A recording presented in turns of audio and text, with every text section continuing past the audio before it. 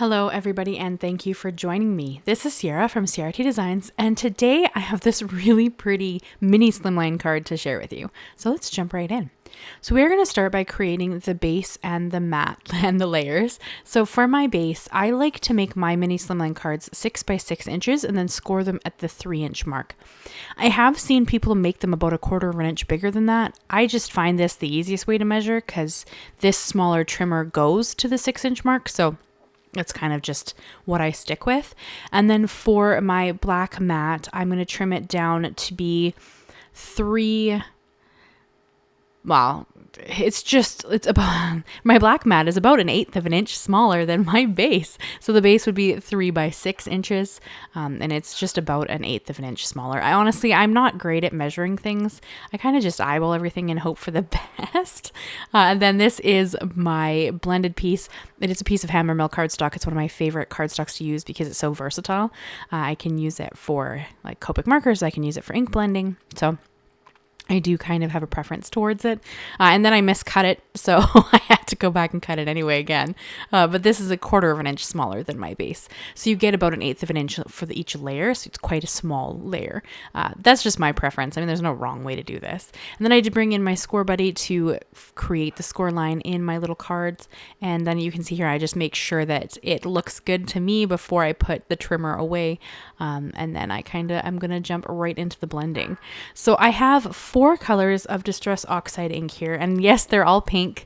I find this is one of the easiest color families in oxides to do simply because there's a fair amount of pinks that go really nicely together. So you get a really pretty blend this way. You can blend any of the oxides. Some of them just take a little more work. And of course, some of them, if you're not careful, can create a brown shade, but the pinks go beautifully together. So I have spun sugar into Kitsch Flamingo, into worn lipstick, and then finishing off with picked raspberry.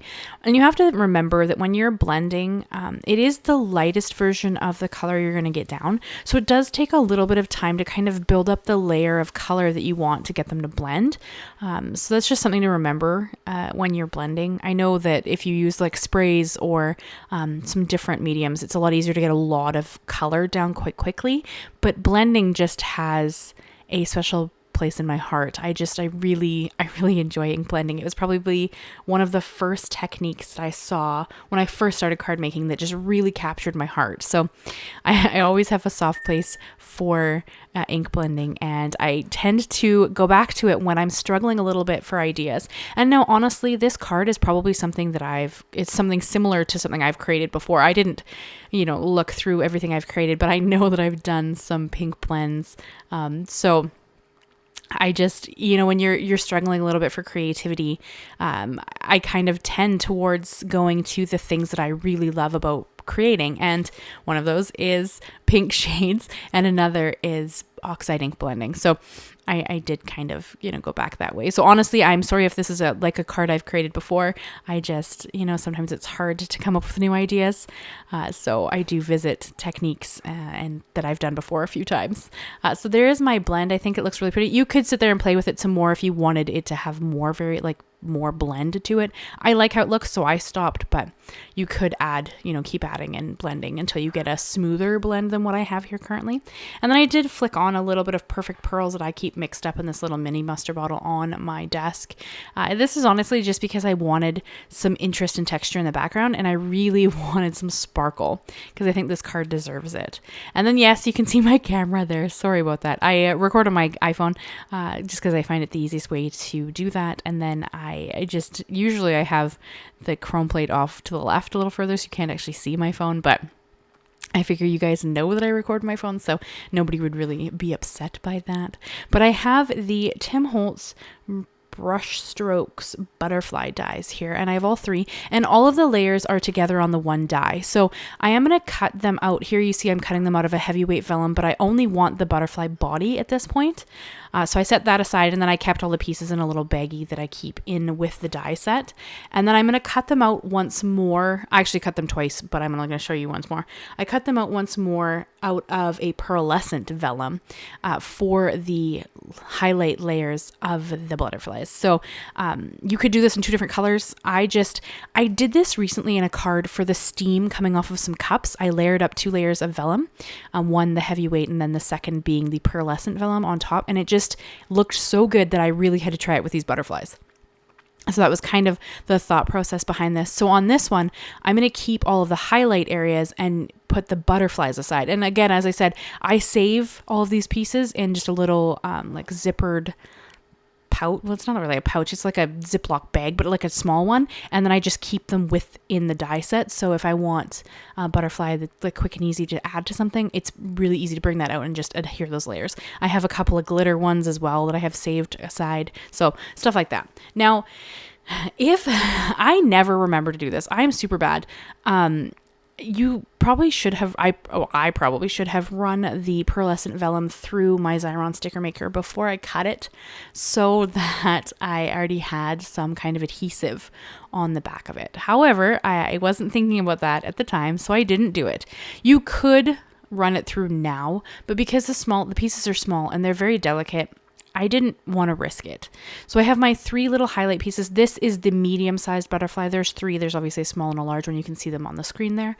I opted to make the medium-sized one so that you could see it. And I honestly, I don't find them hard to put together. However, if I am kind of like looking at it oddly, it's I bring out the packaging because of course Tim Holtz has done beautiful packaging for all of his layering dies, so it's really easy to see what needs to go where, because this is only 2 layers. It's the butterfly body and then the little bit of a highlight. And normally if you'd cut this into cardstock, you would have score lines where they need to sit.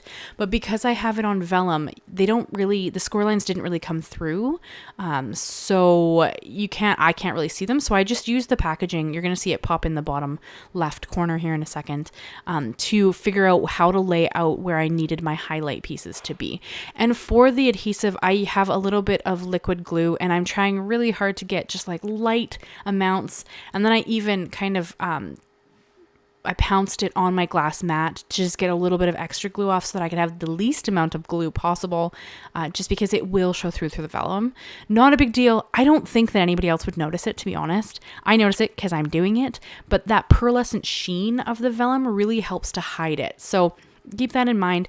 I mean, again, I probably should have added some kind of adhesive to the back before I die cut it, but I don't craft like that. I don't forethink my things. I kind of, like this is what I want to make. And then I bring out all the things and just go through it building the cards. So I do struggle a little bit with like adding adhesive to vellum before I put it down. It's very rare that I remember to do that unless it's like a shape, and then I'm not concerned about running it through my Xyron. But yeah, it didn't occur to me at the time.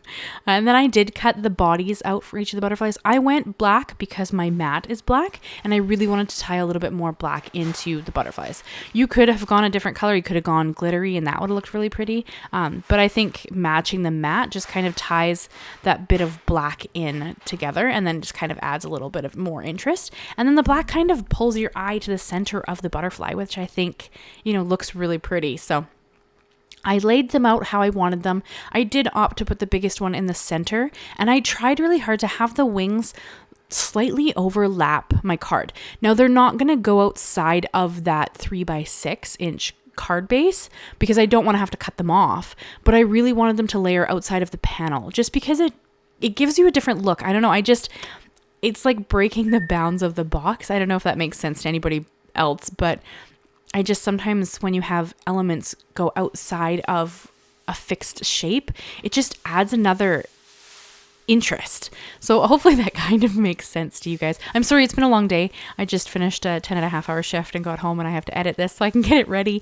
So I'm a little bit tired. So hopefully I make sense in this voiceover, but I did kind of want at least a little bit of each wing to hang over. And of course I am going to prop them up as well. This is a card I would put, in a gift bag or that kind of thing, although they lay flat. So you could, flatten them to get them in an envelope.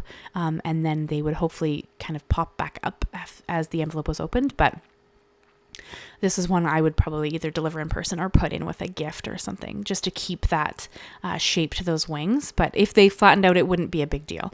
But you're going to see here when I adhere this down to the mini Slimline base that the wings don't hang outside of the card. And even if they did, I would then, because I make all my own Slimline and mini Slimline envelopes, I would just then, account for that and just make it a slight bit taller, so it wouldn't be a big deal. I mean, maybe that top wing does hang out just a touch above the card, so to rectify that, I would just make the envelope slightly taller, and then it would not be a big deal, because I didn't want to cut the wings off. And because it's one of my cards and I was doing things that I love, I did have to bring in some of those pearls. These are the newer ones that I got. They are the Satin Blanc pearls by Studio Katia. I love the pearls. They bring a bit of elegance to a card, and I just kind of, they just feel like they finish it off for me. So not a necessity, but I love how they look, so I just had to add them. So here I'm going to hold it up for you so you can kind of check out how that pearlescent vellum looks with that regular vellum. Like, it's just so pretty. And then you can see the pink behind it. And again, you could have done that any color scheme you wanted to. I love how the pinks blend together. So that is kind of my go-to, but there would be no wrong color blends for this. And I just think it turned out stunning. So thank you so much, guys, for watching. I hope you leave me a like, leave me a comment, and consider subscribing. I do new videos every Monday and Thursday. Thank you so much, and I will see you again very soon. Bye-bye for now.